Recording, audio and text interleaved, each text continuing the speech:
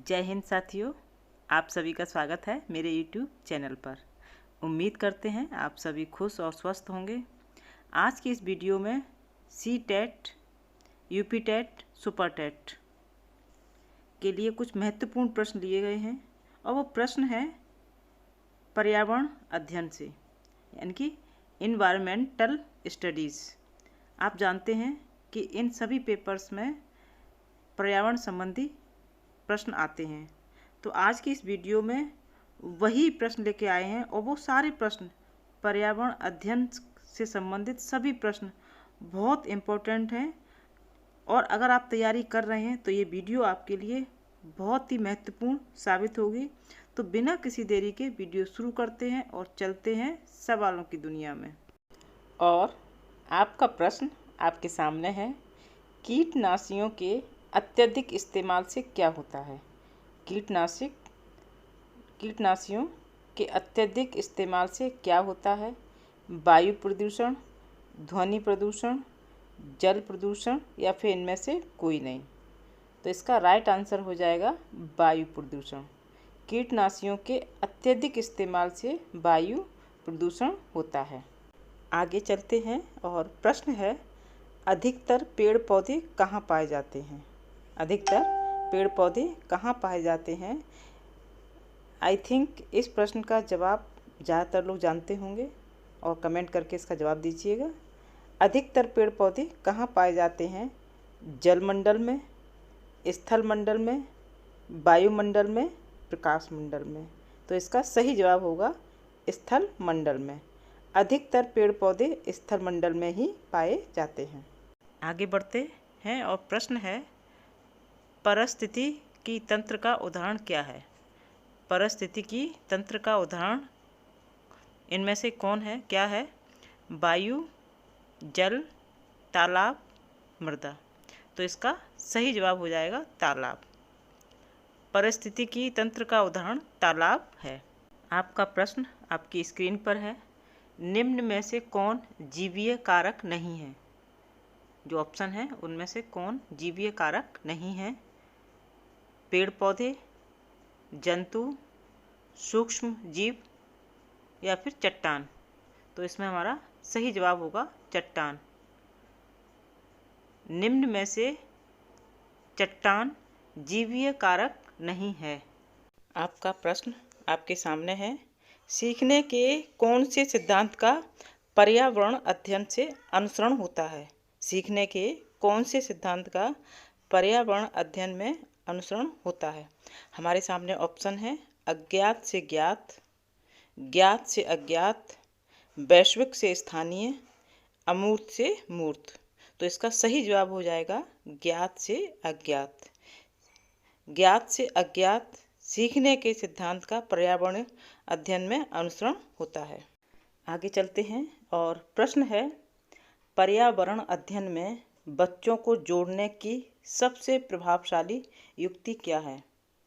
पर्यावरण अध्ययन में बच्चों को वो इन्वॉल्व हो सकें, उसके लिए सबसे प्रभावशाली युक्ति क्या है।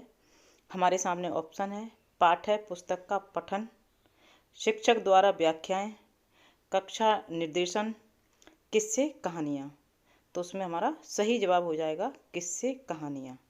पर्यावरण अध्ययन में बच्चों को जोड़ने की सबसे प्रभावशाली युक्ति है किस्से और कहानियाँ, क्योंकि बच्चे कहानियों से, किस्से से बहुत जल्दी सीखते हैं वो, और किसी भी चीज़ से बहुत जल्दी जुड़ भी जाते हैं।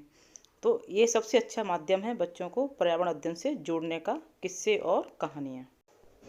आगे बढ़ते हैं और प्रश्न है, प्रश्न बहुत इंटरेस्टिंग भी है और इम्पोर्टेंट भी है। निम्न में से पर्यावरण का आलसी पशु किसे कहा गया है। पर्यावरण का वो कौन सा पशु है जो सबसे ज़्यादा आलसी है। गाय, कछुआ, स्लॉथ और जिराफ।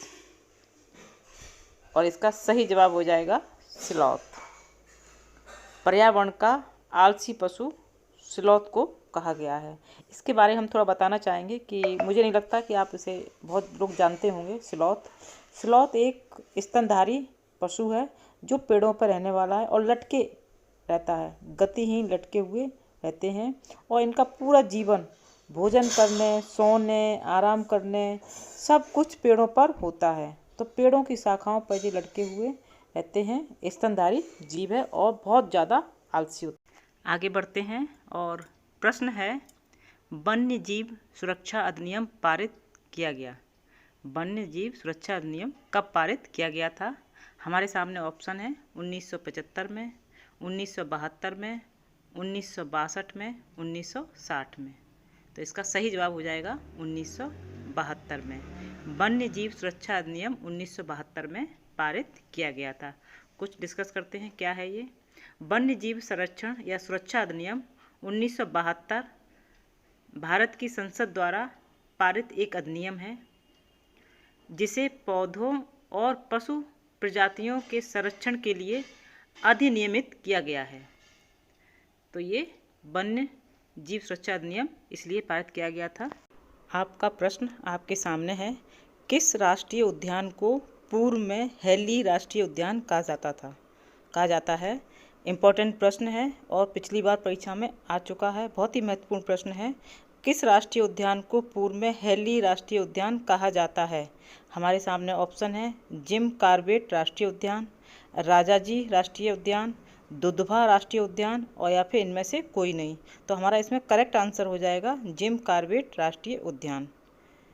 जिम कॉर्बेट राष्ट्रीय उद्यान को पूर्व में हेली राष्ट्रीय उद्यान कहा जाता है।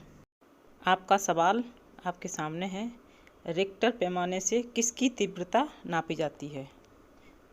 हमारे सामने ऑप्शन है ज्वालामुखी, भूकंप, सुनामी, चक्रवात। तो इसका सही जवाब हो जाएगा भूकंप। रिक्टर पैमाने से भूकंप की तीव्रता नापी जाती है।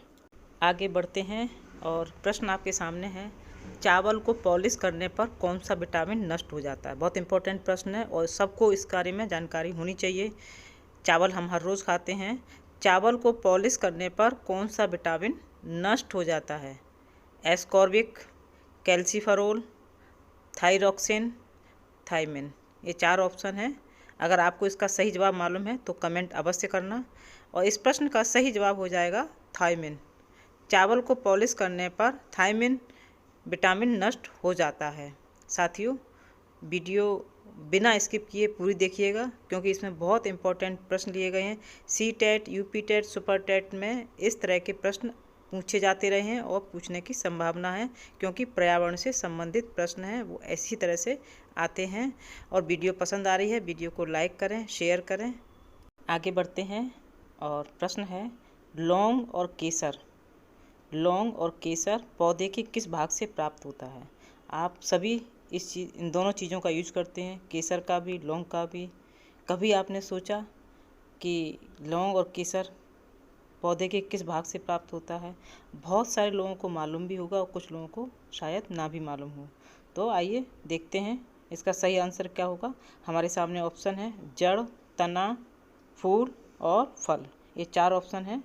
इसमें हमारा सही जवाब होगा फूल। लौंग और केसर पौधे के फूल भाग से प्राप्त होता है। आपका सवाल आपके सामने है, भारत के किस क्षेत्र में अधिकतम भूस्खलन की घटनाएं होती हैं? भारत का वह कौन सा क्षेत्र है जहां पर सबसे ज़्यादा भूस्खलन की घटनाएं होती हैं? हमारे सामने ऑप्शन है उत्तर पूर्वी पहाड़, हिमालय, पश्चिमी घाट व नीलगिरी, उत्तरी घाट। ये 4 ऑप्शन हैं जिसमें हमारा जो राइट आंसर होगा वो होगा हिमालय। हिमालय वह क्षेत्र है भारत का जहां अधिकतम भूस्खलन की घटनाएं होती रहती हैं। आपका प्रश्न आपके सामने है, काजीरंगा नाम आपने बहुत सुना होगा। काजीरंगा राष्ट्रीय उद्यान क्यों प्रसिद्ध है? वो किस लिए प्रसिद्ध है? हो सकता है बहुत से लोग वहाँ घूमने भी गए हों, मालूम भी हो जवाब, लेकिन ये प्रश्न बहुत इंपॉर्टेंट है। काजीरंगा राष्ट्रीय उद्यान क्यों प्रसिद्ध है? हमारे सामने ऑप्शन है बाघ के लिए, भालू के लिए, एक सींग वाला गैंडा के लिए या फिर हंगुल के लिए। ये 4 ऑप्शन हैं जिसमें हमारा करेक्ट आंसर होगा एक सींग वाला गैंडा के लिए। काजीरंगा राष्ट्रीय उद्यान एक सींग वाला गैंडा के लिए प्रसिद्ध है। बहुत से लोग इस राष्ट्रीय उद्यान को देखने जाते हैं। पर्यावरण अध्ययन पर आधारित ये वीडियो जिसमें महत्वपूर्ण प्रश्न दिए गए हैं। उम्मीद करते हैं आपको वीडियो पसंद आई होगी। वीडियो को लाइक भी करें, शेयर भी करें और चैनल को सब्सक्राइब करें, बेल आइकॉन प्रेस करें, जिससे कि सारे नोटिफिकेशन आपके पास सबसे पहले पहुंचें। इसी के साथ जय हिंद, जय भारत।